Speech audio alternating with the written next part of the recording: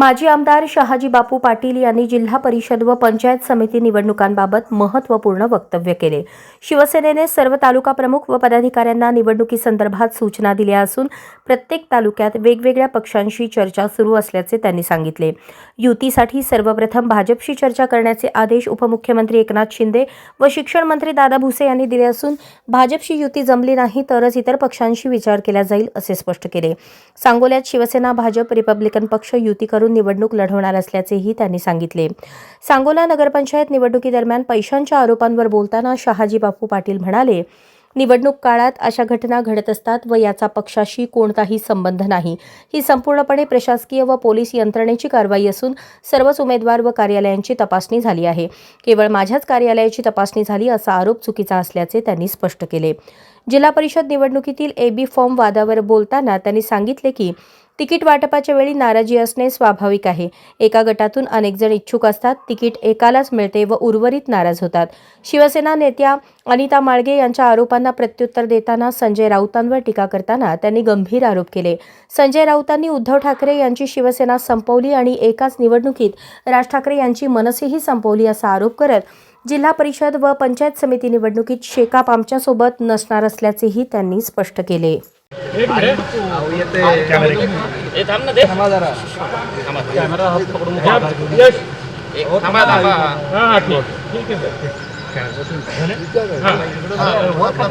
आगामी जिल्हा परिषदेच्या निवडणुका आहेत, आपली काय भूमिका ठेवली, कशाबद्दल? शिवसेना पक्षानं प्रत्येक तालुक्यात स्थानिक पातळीवरच्या शिवसेना प्रमुखांना सर्व अधिकार दिलेले आहेत।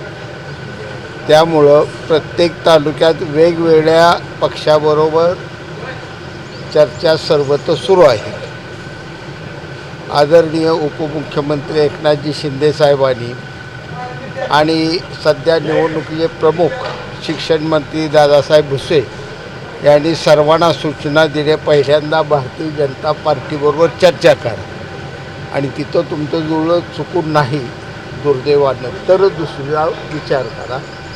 सांगोल्यात भारतीय जनता पार्टी, शिवसेना आणि रिपब्लिकन पार्टी ऑफ इंडिया हे तीन पक्ष एकत्र मिळून लढणार आहेत। नगरपालिकामध्ये ज्या पद्धतीने आपल्याला त्रास देण्याचा प्रयत्न झाला, कार्यालयावरती दाळी झाल्या, त्याच्यानंतरही आपण युती करण्याच्या निर्णयावरती पोहोचलो। हा नगर कसं आहे, निवडणुका काळात झालं म्हणून तुम्हाला वाटतं, सर्वांवरच होत असतात। हा निवडणुकीतला पक्षाचा भाग नसतोय, हा यंत्रणेचा भाग आहे।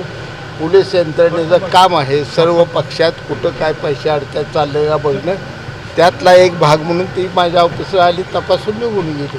बापू जिल्ह्यात सर्वांचीच ऑफिस त्यांनीच तपासली, ती काही माझ्या एकट्याचं तपास फॉर्म वाटपावरून काही आरोप प्रत्यारोप होत आहेत, जे महिला ते प्रमुख सर्व तर चालत असतं। एका गटात गटात 10 जणाला तिकीट मिळत मागत असते, एखाद्याला जात असतं 9 जण नाराज होत असतात। पण तुमच्या नेते सिद्धराम मेत्रे यांनी दमबाजी केल्याचा आरोप आहे। मुंबई महापालिकेत बापू संजय राऊतचा प्रश्न आहे। बापू त्याला बरं बोल काय काय म्हणते ती? महायुतीचा महापौर नाही होणार तर शिवसेना ठाकरे गटाचा महापौर होणार आहे, कशा पद्धतीचं उत्तर असणार आहे?